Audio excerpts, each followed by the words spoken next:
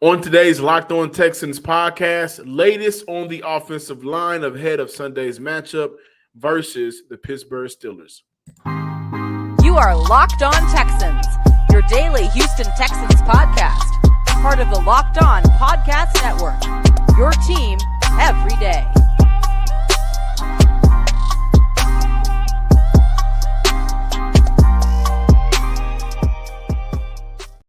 Welcome in, Locked On Texans fans, Texan fans across the world, to a Friday episode of the Locked On Texans podcast, a part of the Locked On Podcast Network, your team every day. If you are new to the Locked On Texans podcast, be sure to subscribe, like, and comment wherever you get your podcasts, including Apple Podcasts and YouTube. And thank you to our returning listeners. I am your Texans football analyst, John, some sports guy Hickman, and of course, joining me as always is your Texans credential media member and Sports Illustrated's own Cody Davis. Today's episode is brought to you by Game Time. Download the Game Time app, create an account, and use code LOCKEDONNFL for $20 off your first purchase.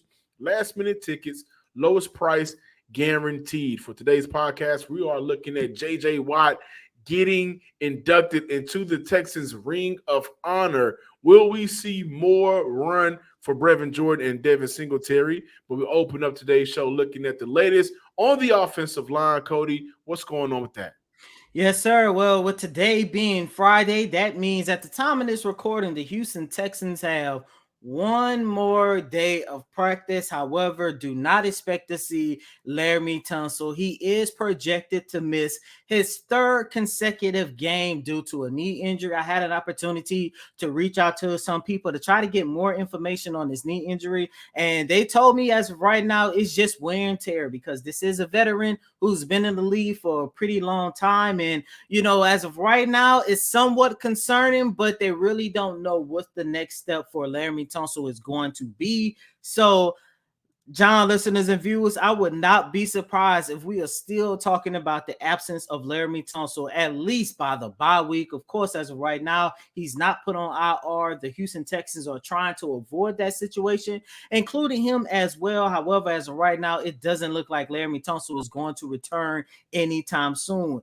And not only that, his backup, Josh Jones, has missed the entire week of practice due to a hand injury. And ladies and gentlemen, it doesn't seem like he's going to be a go Sunday against the Pittsburgh Steelers, which means the Houston Texans will either at left tackle is probably going to be either Austin Deculus or Garyon Christian.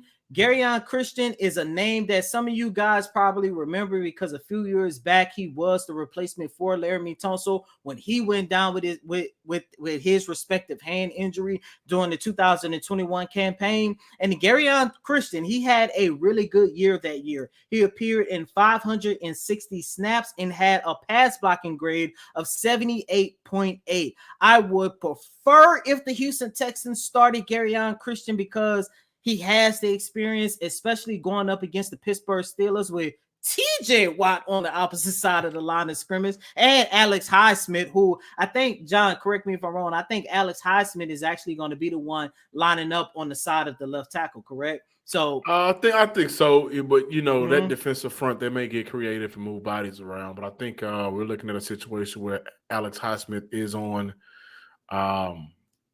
Christian, the left tackle side.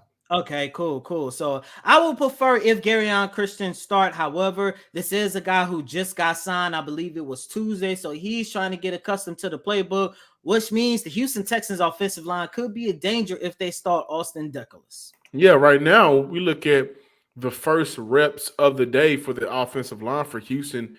Austin Deculus at left tackle. Then you have Green, Patterson, Mason, and George Fant. And so you look at last week, guys, we were very hype about one thing leaving that game. 0 sacks, and that was the first time since preseason Houston had an offensive line play together in consecutive weeks. And so that good fortune just kind of fell through starting Monday. Laremy Tunsil, he's still out. Josh Jones going down. And so now you're looking at a situation where on the fly, Houston has to find a different – putting together a different offensive line to see how they can protect CJ in a week where they're going up against the Pittsburgh Steelers, who right now, I believe, if not number one, maybe number two, but I believe they're number one in the NFL in sacks right now. 13. So it's going to be a difficult week for Houston.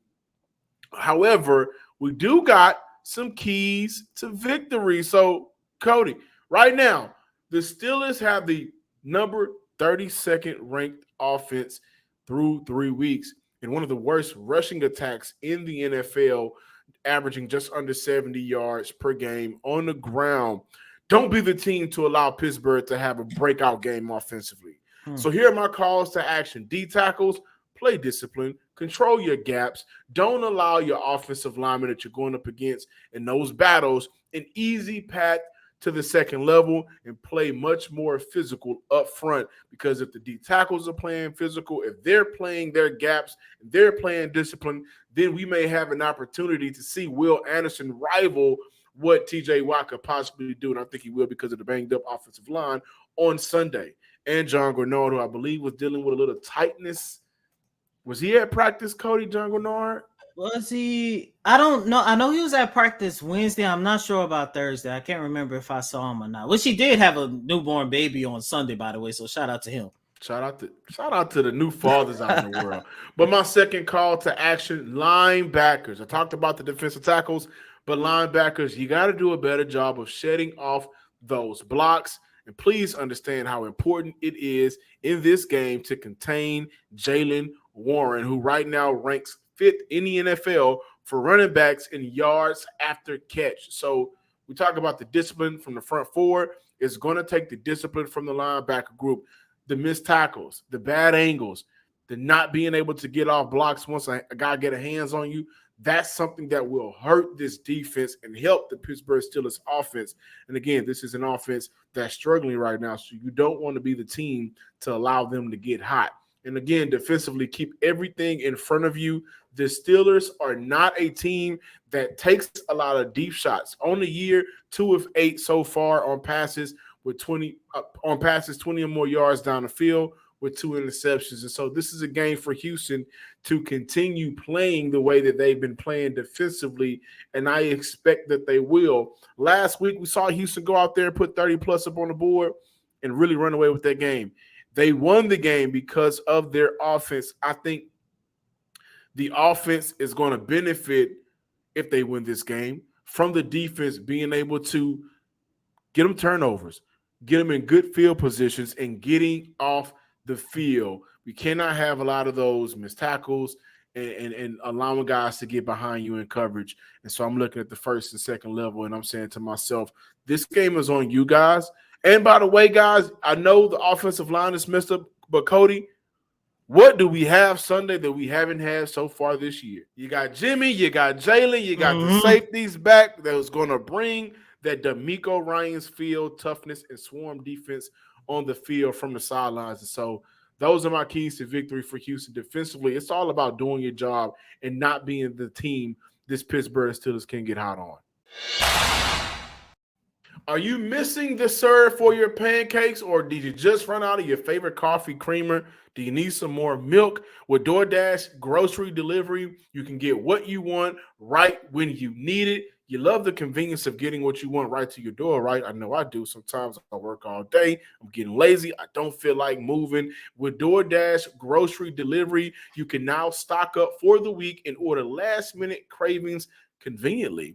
You trusted DoorDash to deliver your restaurant favorites, and now you can trust them to deliver groceries right to your door. With thousands of grocery stores to choose from, you'll find the best in your neighborhood and boost your local economy with each and every order. You'll get exactly what you order, or DoorDash will make it right. So sit back and enjoy quality groceries just like you picked them yourself. And for you guys that love HEB like we got them down here in Houston, Texas, and around the city and around the state, HEB is the best place to place your orders from. Get 50% off your first DoorDash order with a up to $20 value when you use code LOCKEDONNFL at checkout. Limited time offer. Terms and conditions apply. That's 50% off up to $20. No minimum subtotal.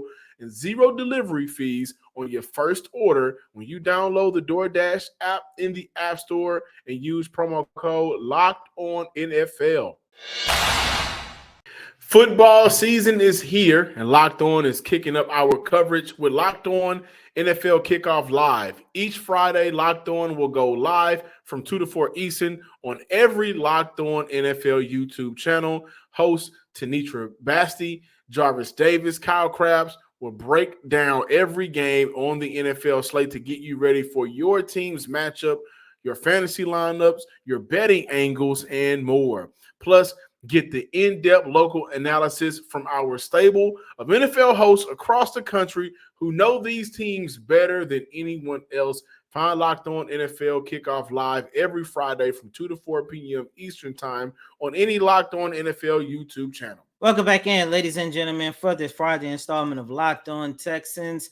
CJ Stroud was named Offensive Rookie of the Month yesterday morning. By the way, he became the first player to achieve that feat since you know who, Deshaun Watson back in 2017. But CJ Stroud, as we talked about here a lot on this show, other shows, other reporters, fans, everybody nationally, CJ Stroud is having a phenomenal start to his NFL career. So shout out to him. I'm pretty sure that is just the first of many accolades that he's going to have an opportunity to rack up in his NFL career. And speaking of CJ Stroud, we talked about this Monday, but I think we need to revisit the person who said it, because Brevin Jordan said that the best thing that ever happened to the Houston Texans was winning that game against the Indianapolis Colts. And I think Brevin Jordan might have been on to something on a personal note, because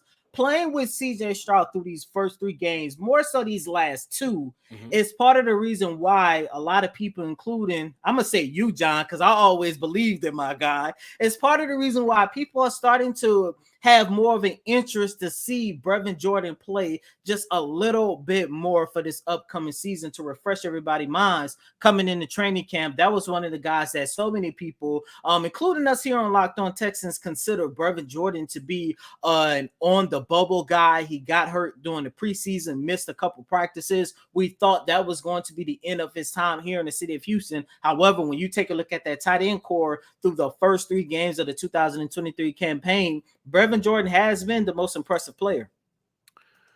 Yeah, and here's the thing about Brevin Jordan. I do want to add to that. He's been impressive because I didn't think he was going to have a defined role. And so through 3 weeks, you see Brevin Jordan 4 catches, 4 targets, 4 catches, 1 TD, 1 red zone touchdown. That means the touchdown was in the red zone. So he's out there being a factor in the money area of the NFL, or the field in the NFL. And I think that when you look at how disappointing Dalton Schultz has looked and been for the Houston Texans, and Tegan Quitoriano, I don't know why I want to call him Quentin Tarantino, but Tegan Quitoriano, he has a role, but it doesn't necessarily, it's not featured in the vertical attack for Houston offensively. We need for you to block. And, you know, I'm sure at some point throughout the year, they'll find a way to utilize his 6'6" frame in the red zone. But right now, we need for you to block, seal those edges. Our offensive line is already banged up. And so that's your role. Houston needed another receiving threat for this offense, and Brevin Jordan, in limited time, he's only played at 25 snaps, didn't play in the first game. The last 2, he got more action. Again, 4-4. Passes caught, passes targeted, passes caught, 1 TD. What I like the most about Brevin Jordan right now, he's getting much better as a blocker. He's shown to be better as a blocker. So I do like that, which is adding more value to him and allowing him to be more useful to this team. They need guys, as we see, whoever can block, everybody must block, maybe even you. And that's been Brevin Jordan. So he's been impressive that way. And so to this point, I've been wrong because I thought that there were players that may have been more deserving than Brevin Jordan to make this 53-man roster. He's taken advantage of his opportunities, and he's doing it in a multitude of ways. He's getting dirty as a blocker, right? Last year, during training camp this year, preseason games, there were times where you should catch that. Why are you not catching that? This should be an easy catch and run for you. And out of the 40 yards that he has this year, 17 came on yak yard. So he's getting an opportunity to get a little skinny, right, and get up the field. I like that for Brevin Jordan. Am I eating my words? Not necessarily, no, because the talent was there. It was always the what aspect for me, the mental aspect. But I'm seeing him getting physical. I'm seeing him take advantage of his opportunities, and that's good. So I'm wondering, guys, if we're going to see more of not only Brevin Jordan, but Devin Singletary as well. If the run game right now being led by Dameon Pierce is just not working. And again, just like how Houston got him involved in the last game, we're getting him 3 catches for 28 yards, I believe. I think that should be the same approach for Dameon Pierce. You got to get him involved in the passing game. But right now, Devin Singletary has looked to be, going back based off that last game, the better runner for Houston. And I think when I look at Devin Singletary, he's getting to the areas quicker than Dameon Pierce. So I'm sitting back and I'm wondering, we look at a situation where the last couple of games, Dameon Pierce got more carries. You saw Dalton Schultz out on the field more than the backup guys. So now I'm looking at, okay, does the snap count increase for Devin Singletary throughout the game? Devin Singletary, to go back to this, he closed out the game for Houston against the Jags.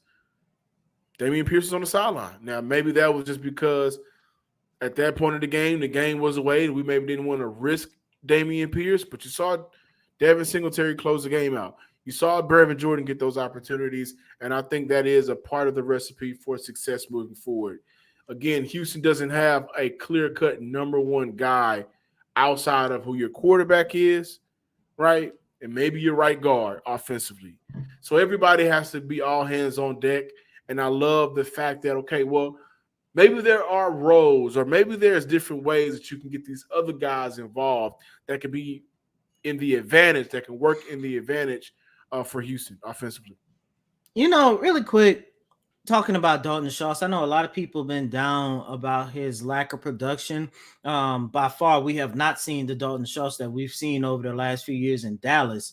But I do wonder how much of it has to do with the fact that the Texans have been using Dalton Schultz more so as a blocker, because through the first 2 games of this season, he had recorded a pass blocking grade of 72.3, which by far made him one of the best blockers that the Houston Texans have trotted out there on the field. So I wonder how much of that has to go into it, because if the Texans are running a 12 personnel set, and you need somebody to pick up that extra blitz or whatever the case might be, of course, you definitely going to put more trust into Dalton Schultz being the blocker, unlike somebody like Brevin Jordan. John, I agree with you. Yes, he has shown a lot of improvement in his blocking over the course of these first 3 games. However, he still isn't Brevin. He still isn't Dalton Schultz. So that's why I'm like, okay, maybe they're just, as of right now, just using him for his blocker, because if we keeping it 100, when you look at that tight end core, he is the best blocker. Yeah, and again, so let me be clear about my statement. What I'm saying is maybe Brevin Jordan can have that more defined role in this offense for the tight end vertically, for that position vertically.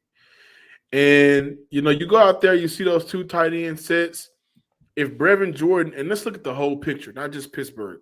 If Brevin Jordan continues to be a factor in this offense, and then now you have a situation where, okay, we can, because he's blocking very well. And then Dalton Schultz is blocking very well. So now you can't necessarily take away from his game because he's limited to doing one thing on the field. So if he continues to trend upward with at least making contacts when I'm blocking, giving your running back or, picking up a blitz or whatever off the edge for your quarterback some time, okay, you know what, now let's have both of you guys out on the field. So again, the last 2 games, 25 total snaps. I wouldn't be surprised. I think it was 12 and then 13. I wouldn't be surprised if we go out and then when we look at the box score and the snap count, Brevin Jordan was featured in 20 snaps in this game of moving forward because he's able to kind of do a little bit of everything in that tight end group for that tight end grouping position. As to where Dalton Schultz, I'm not saying we're going to just necessarily take your snaps away. Yeah. I don't think that's smart. But if you're not able to contribute, in other areas, then we're going to have to bring in somebody else that can help us move this offense and pick up these first downs. And so I think that could be Brevin Jordan if he continues to trend upward. Y'all think I had to worry when I bought that Beyonce ticket? No, I did not. You shouldn't have to worry either when you're buying tickets to the next big event. Game Time is the fastest and easiest way to buy tickets for all of the sports, music, comedy, and theater events near you with killer last-minute deals, all-in prices, views from your seat, and the best price guarantee. Game Time takes the guesswork out of buying tickets. Last-minute tickets, flash deals, zone deals, easy to find and buy tickets for every kind of event in your area. Listen, and again, the lowest price guarantee, event cancellation protection, and job loss protection. Game Time has deals on tickets right up to the start of the event, even an hour after it starts. So even if you're late or you just got the energy to go out and go to an event, Game Time got you covered. Again, with zone deals, you can pick the section, and Game Time picks the seats for an average of 18% savings. Download the Game Time app and create an account and use promo code LOCKEDONNFL for $20 off your first purchase. Terms apply. Again, create an account and redeem code LOCKEDON, LOCKEDON, NFL for $20 off. Having JJ as a teammate and stuff. I mean, it was great. JJ was, the ultimate football guy. And when he came into the building and he was a young rookie, you could tell that he wanted to be great. And he kind of put his head down and worked. And he worked his tail off. And then JJ became the JJ we all know and love. Yeah. How did he kind of, change this franchise to get them the notoriety that you guys had. I don't know if he changed the franchise. I mean, we had so many great players back then, and players that I'm sure if you talk to JJ himself, he'd tell you that he learned from and all that kind of stuff. So I don't know if he changed the franchise, but I think what he did was he worked himself into being the most dominant player in football for, 5-6 year stretch probably, right? And, when you have that on your team obviously is going to get a little bit more national public, right? Because he's a part of it. So I think that's what JJ brought, but I think if you talk to JJ himself, he would tell you that he had a lot of great teammates that he learned from and helped him become, the player that he was. Yeah, what was it like for you personally just to watch how he dominated the league? Because there was a stretch where he recorded over 20 sacks? Yeah, I think back-to-back seasons, right? I think I saw something that he's one of the first players to have back-to-back 20, if not the only player. It was great. It was great to watch him. When teams flourish, I believe when you have those top guys who come in and work their tails off, and we did. We had one of the best guys in the business, if not the best guy in the business at the time. And every day you came in here, he was working his butt off. And that drives your locker room to work your butt off, right? Like, if he's going to do it, we all got to do it. So having him in here doing that and just being himself, I mean, that's all you can really ask for anybody in this business. Be yourself and go out there and show, the younger guys coming in how to do it the right way, and he did that. Last question before I let you go. Do you have a favorite J.J. Watt moment? I mean, there's so many great moments with JJ that I've had, personally and on the football field. I mean, obviously the first thing that pops in my mind is what he was able to accomplish with the Harvey stuff. Yeah. That I think is probably one of his greatest achievements ever, right? But if you want to talk about football, I think my favorite memory is everyone else's favorite memory, and that's the Cincinnati playoff game when he picked six Andy Dalton. Yeah. Just remembering and hearing that stadium and how electric that stadium got, and just the energy of the crowd, and it still gives me kind of goosebumps because I'm dying to get that electricity back in there, right? Yeah. And we're close. So that's probably one of my favorite NFL JJ moments was was that moment right there, because that just lit up the town like it's something I've never seen before.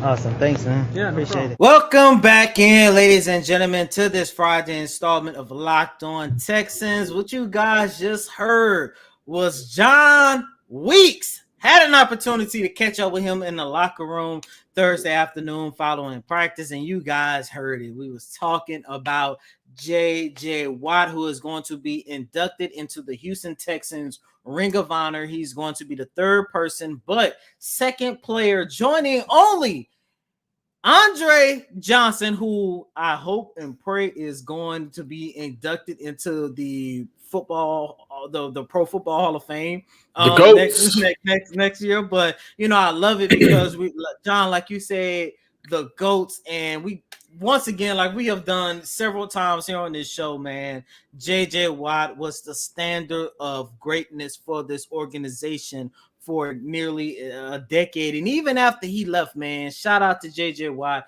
You deserve it. By the way, I do want to disagree with John Weeks because he said everybody's favorite J.J. Watt moment. My favorite moment was when he got that sack on Josh Allen, 2019, coming back from that, what is it, the pectoral muscle, got that sack, and that basically lit a fire on, which I probably would consider my favorite version of the Houston Texans in 2019, which helped them come back and win that game. So I know we got hundreds of moments of J.J. Watt here in the city of Houston, but shout out to the GOAT, man. He deserves it. Yeah. I have no words. I'm happy for JJ, the greatest Texan in franchise history. Yes, sir. And I hope Houston goes out there and can win this game at home in front of JJ while beating JJ's brother. Number one, I think that's going to make for some great Twitter and social media banter between the two brothers. But this is a team that hasn't won a home game since Davis Mills lit up Chargers a couple of years ago, the Chargers. And JJ is a guy that, I think the franchise doesn't want to let down. So I hope they go out there and get that win. JJ is much deserving of being inducted into the Ring of Honor and the greatest Texan in franchise history. Really quick. JJ's being inducted into the Hall of Fame. I think we can all agree that this is going to be a defensive game for both parties. Will this be a passing of the torch moment as we see JJ get inducted? And could this, and with the passing of the torch, Will Anderson coming out party? Which leads me to my next question. What Sarge said on this show a couple weeks ago that he could see Will Anderson being quote unquote better than J.J. Watt. So it could be. The Steelers' offensive line isn't the greatest. Yeah. They are not able to, produce a good run game. And this is an opportunity for Will Anderson and Ed Motor. And I think Kenny Pickett can hold the ball a little bit too longer. I'm excited to see Kenny Pickett for the first time. I know they had the primetime game, but this could be an opportunity for for Will Anderson to kind of get busy. And I'm excited to look forward to it. I'm looking forward to it and excited for that opportunity. Thank you guys for checking out today's episode of the Locked On Texans podcast. Enjoy the weekend as I will continue to watch football and be happy.